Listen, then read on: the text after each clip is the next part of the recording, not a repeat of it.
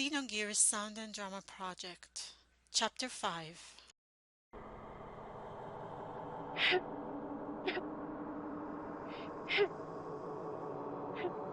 A child is sitting alone in the middle of the rolling sand dunes.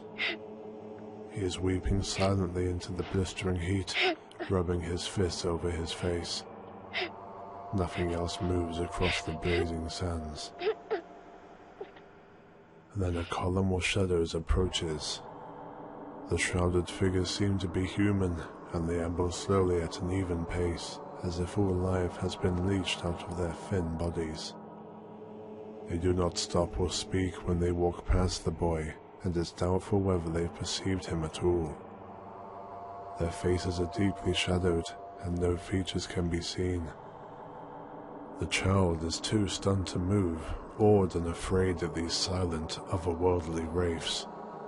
He watches them, wide-eyed, as they pass silently across the sandy hills, and their shadows slowly retreat into the waving horizon. But then the child stands, a double terror seizing him. He knows that he cannot be left alone again in this deadly desert, or he will die. He begins to run after the shady figures, crying out to them to wait, but they soon vanish as if they had never been.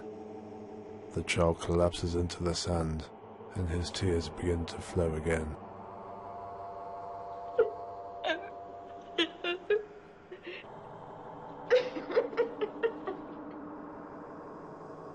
But then another shadow falls upon him.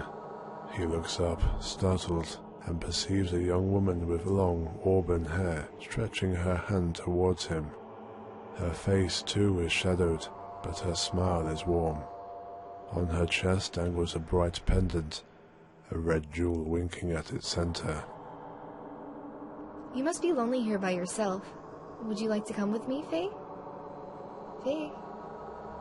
Faye? Faye! Are you awake? Yeah. I had an odd dream. Ugh. Anyway, good morning. Give me a few minutes and we'll start.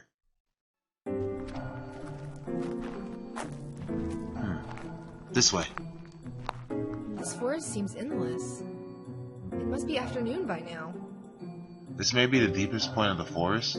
I took the shortcut so we can get out faster, though it's a little more dangerous. See these signs? Why would you take the dangerous route? Wouldn't you rather be safe? No, I don't really care. Are you afraid? I'll protect you, don't worry. No, I'm not afraid. Faye? I have a question for you. What is it? Yesterday you said that your life was worthless, and you act as if you have a death wish. Why? Well, it's a long story. Were you stranded in this forest? No. I left my village Lahan. Or rather, I was driven out. My village was destroyed. Destroyed? How? When? Yesterday. Yesterday? But that means that it's nearby. This forest is close to my village. It bordered it to the west near the mountains. I see. You see, this is what happened. Last night, a group of gears suddenly landed in Lahan and started a battle right in the middle of it. We don't really know why, but it looked like some of them were from Keslu and chasing the others. Many houses were engulfed in flames, and people tried to escape. And I couldn't just stand there and watch Lahan get destroyed. It's been my home for 3 years, and the villagers were all so wonderful to me and accepted me as their own, even though I was an outsider. So, I don't know why I did it, but one of the gears was empty. The pilot had died. So I got in the gear and tried to operate it, and it was a total disaster. So, the village was destroyed by the Keslev army? No. It was me. I was the one who destroyed it. You? How could that have happened?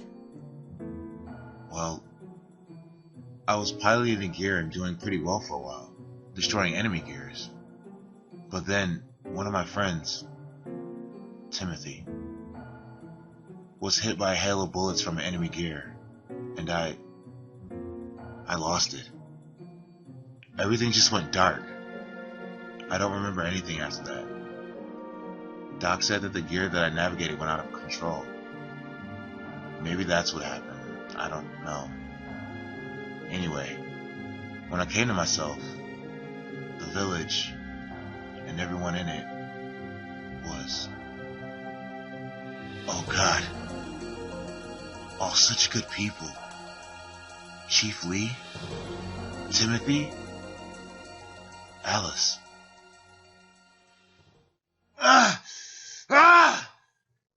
If those gears had never landed in the village, it's all their fault. If not for them. Them.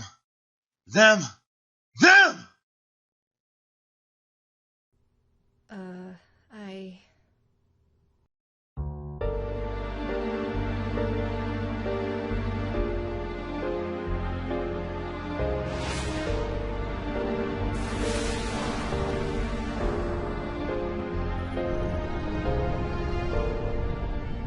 Damn them.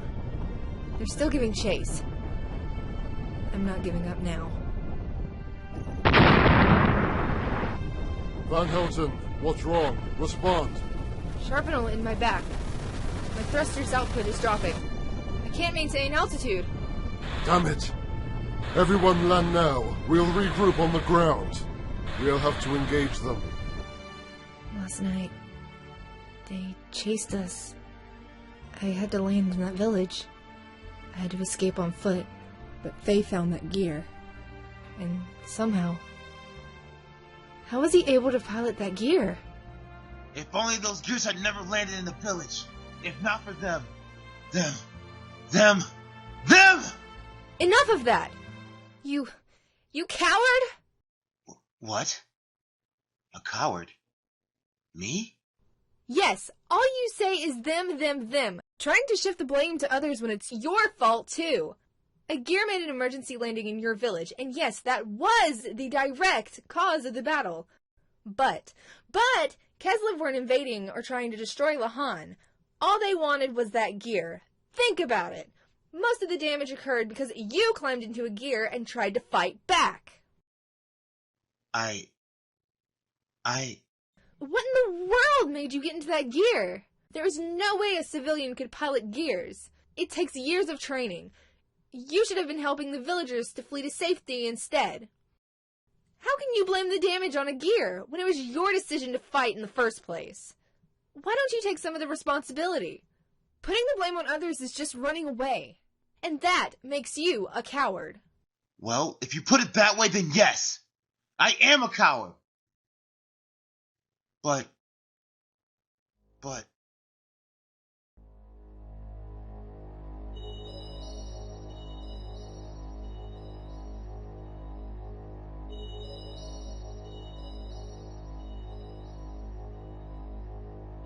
I didn't realize my own strength. I just felt this rush of blood that I couldn't resist. I can't explain it. It was more like someone whispering to me, telling me to do it. Faye, Shut up! What do you know? I woke up surrounded by piles of rubble, and I remember absolutely nothing of what happened. But somewhere in my mind, I could still recall the echoes of screams. Screams accompanied by the stench of blood and the sound of bones crushing. My hands aching with the feel of it. Can you understand what it feels like to destroy your home? To be forced to leave without being able to make amends to the children who survived what you've done? And now they have nothing. And I have nothing. I have nowhere to go. And no one left to live for. Faye, I'm so... I should go now. I shouldn't be here.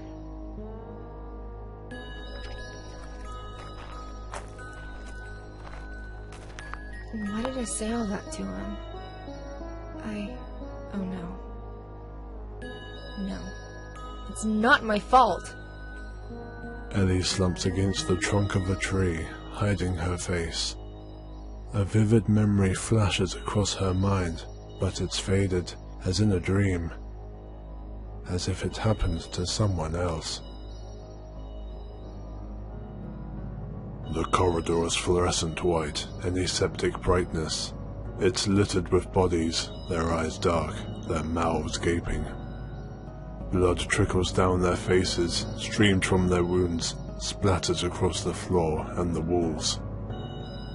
Ellie recalls herself standing in the middle of the carnage, clutching at her head. There is a pounding within her skull, and only a dim idea of where she is. She does not look up, and vaguely murmurs a denial of her culpability, as if it's a chant which will cleanse her of all blame. Mixed with the flash of this dark memory, and with those distant dazed murmurs, Ellie can hear her own cruel, accusing words to Faye echoing like a discordant bell.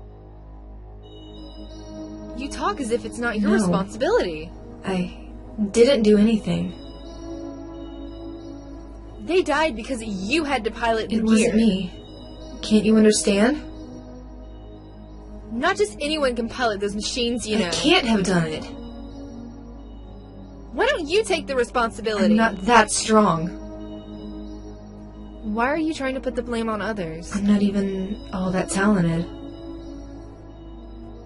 You're a coward! That's right. I'm a coward. Yes, that's right. I'm a coward. Trying to shift the blame onto Fee when I'm as every bit to blame. Huh? What's the thumping sound? What is that thing? Ellie, watch out! From the darkness of the forest jumps a huge green reptile, as tall as a tree. It bears down on Ellie, its jaws gaping open to show razor-sharp teeth. Faye arrives almost too late, and Ellie is lying unconscious on the ground. The creature, a Rancor dragon, notices Faye and turns towards him. Damn it!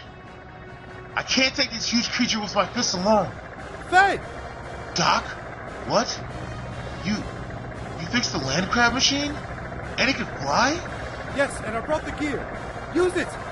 Okay, Doc. I'll do this for Ellie. But promise me, if I lose control, you'll shoot me immediately. Done. Now go! The battle with the Rancor dragon is furious, but short. Mistaking the gear for a living opponent, it first attempts to seize it with its jaws, but soon retreats, clearly bewildered by the impossibly hard skin of its opponent. But it quickly discerns that it could unbalance the gear. Flailing its tail wildly and roaring, it slams its gigantic body repeatedly into the metal frame. Faye feels anxiety mounting as he begins to doubt that the gear's construction could withstand the recurring assault. But the creature cannot stand against the gear's deadly metal fist. In due order, wounded and bleeding, it turns and flees back into the shadows of the forest. Faye, his heart hammering, sighs and leans back in his seat. He's relieved that the beast was defeated so handily, but his anxiety is redoubled by having to pilot the same gear again, the one that destroyed Lahan. Faye, are you alright up there? Yeah.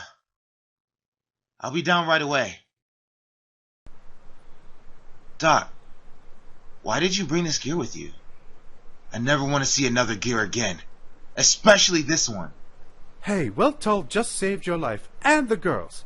Be grateful. But seriously, I do understand how you must feel about this gear, but I ask you to think about this, Faye. To protect us, you need to be on equal footing with some of the more deadly challenges that the military will throw at us. Not everything can be overcome by using your fists. This gear may be necessary for our very survival. That's true.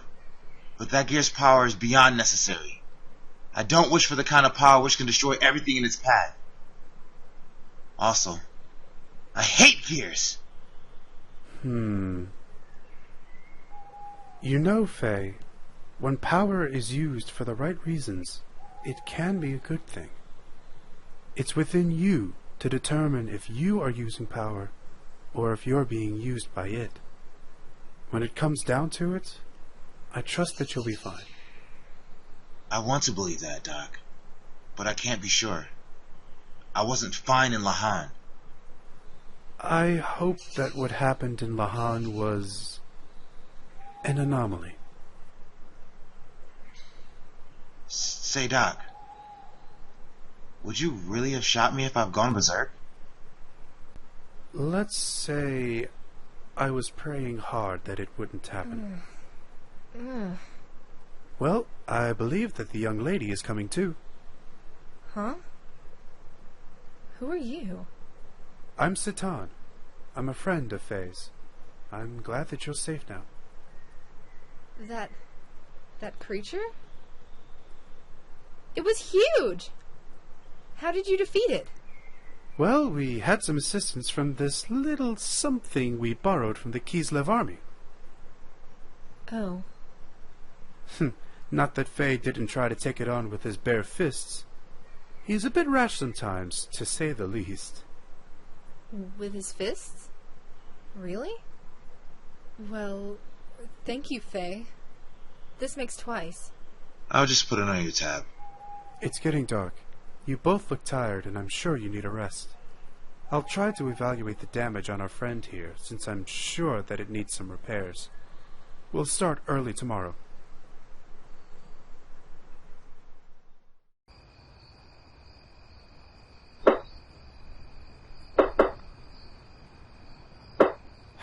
This isn't good.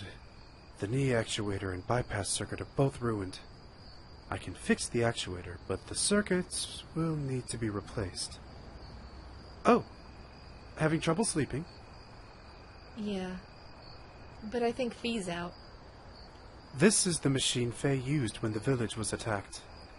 Another machine was left at the outskirts of the village. Nil Bayer dos Legos? Oh! Just as I thought. That machine was yours.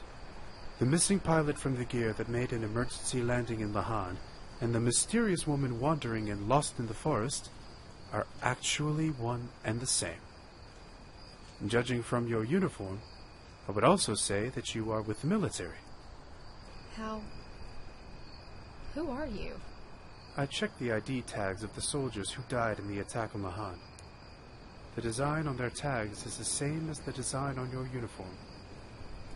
Don't worry, they were given proper burials. Tell me, does Faye know about you? I don't think he has realized yet. That's likely. Faye knows nothing of the world outside of Lahan. In any case, let's not pry into each other's pasts. And let's just say that I just know a little more about the world than most. But... No more of that. And anyway, I did want to talk to you. I have to beg you for a favor. You see that area between those trees? If you walk straight ahead, you will come to a road.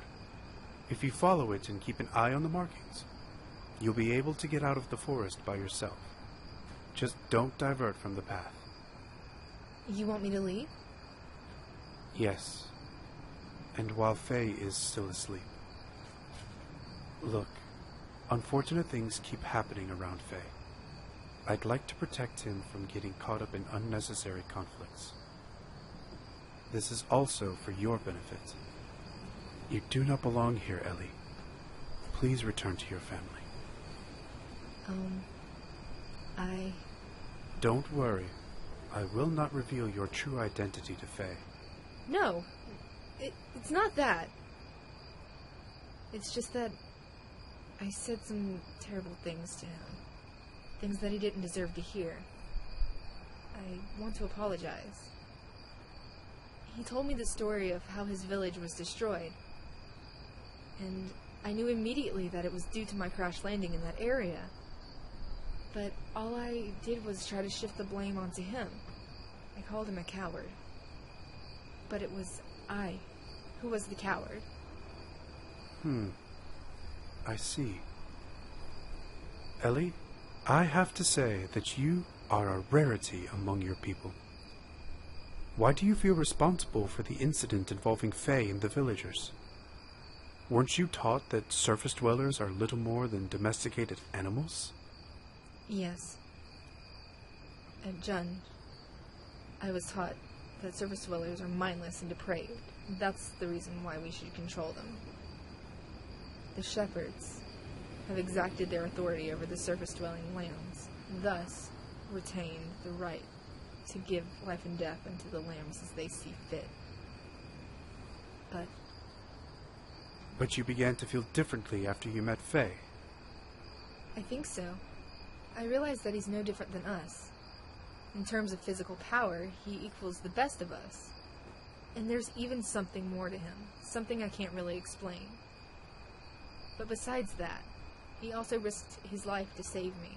Not once, but twice. Most of your people would feel ashamed of being indebted to a surface dweller. Yet you are grateful to Faye. My father kept an open mind about surface dwellers. And though nobody knew this, my nanny was a surface dweller.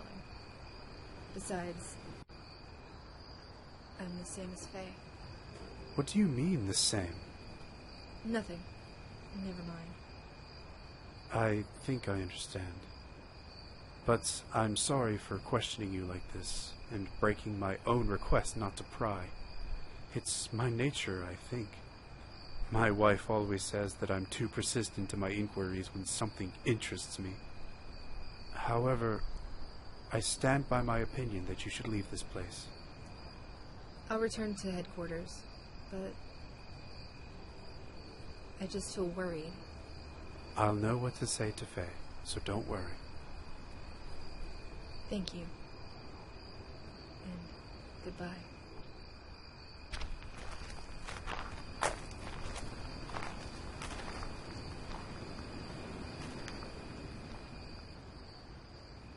So, Ellie is gone? Faye! So, you were awake? Yes. I woke up midway. I heard part of the discussion. So Ellie is a soldier of the Ave forces. Well, not exactly. At any rate, I don't blame Ellie for what happened. It was my fault, and I took my frustration out on her. I'm the one who should have apologized. You were trying to protect the village. It was no one's fault, Faye. Thanks, Doc. By the way, how's everyone from Lahan doing? Don't worry. Yui is taking care of them. She will lead them to a place of safety. You just worry about yourself for now. You should rest well. And tomorrow, I believe we should be able to cover enough grounds to leave the forest. Beyond is the desert and the town of Dazzle. It should be a good place to get some parts for Weltall and update ourselves on how Ave is reacting to last night's incident. I'm sure Shakan is not going to let this go unpunished.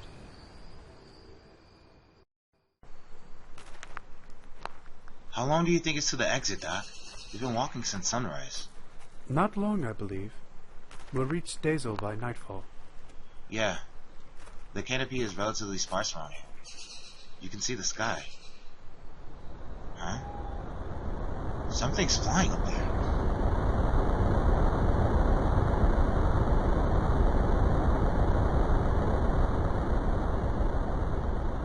That was an aerial battleship from Ave. I'm guessing it belongs to the Gebler forces stationed in Ave. Gebler. I heard the elders mention that name, but I never quite got the details. Gebler are special forces from the Sacred Empire of Solaris. Their military technology is highly developed. They have provided large-scale military assistance to the Kingdom of Ave for the past few months. It's the primary reason why Ave recovered so well from their losses in the war with Kislev. But why would Gebler be helping Ave to fight the Kislev Empire? Well, their motives are hardly altruistic.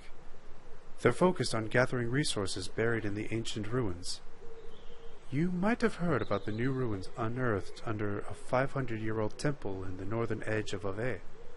Kislev took over the area about 3 years ago, and of course, Gebler won't have any of that. It would explain why they're using such a powerful battleship. Doc, so is Ellie a soldier from Gebler? I would say that it's highly likely. Hey, look at that clearing! The light is much brighter, don't you think? We might reach Dazzle before nightfall after all. In the Xenogears Sound and Drama Project, Chapter 5, the narrator was Joel Hewitt.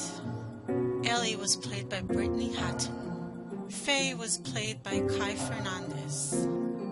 The officer over the monitor was played by Joel Hewitt. Citan was played by Kevin Fuller. The script is based on the original script of the video game Xenogears, written by Tetsuya Takahashi, Kaori Tanaka, and Masato Kato. The original script dialogue was compiled by StarCraft School, originally posted on the website Xenogears Got in Mind, and utilized with permission from the compiler and website master. Narrative portions and additional dialogue were written by Hadass Rose. The project uses the original Xenogears game music, composed by Yasunori Mitsuda. Some sound effects were extracted from the original game. Other sound effects were free sound clips found on the following sites: soundbible.com, www.freesfx.co.uk, the Sound Resource, and the YouTube Audio Library. The Xenogears Sound and Drama Project is based on the game Xenogears, which was directed by Tetsuya Takahashi and produced by Hiromichi Tanaka. Xenogears is copyrighted to SQUARE-ENIX 1998. All rights reserved. This project is a fan project and is not associated with SQUARE-ENIX or any of its subsidiaries. The Xenogears Sound and Drama Project is edited and produced by Hadass Rose. May 2017.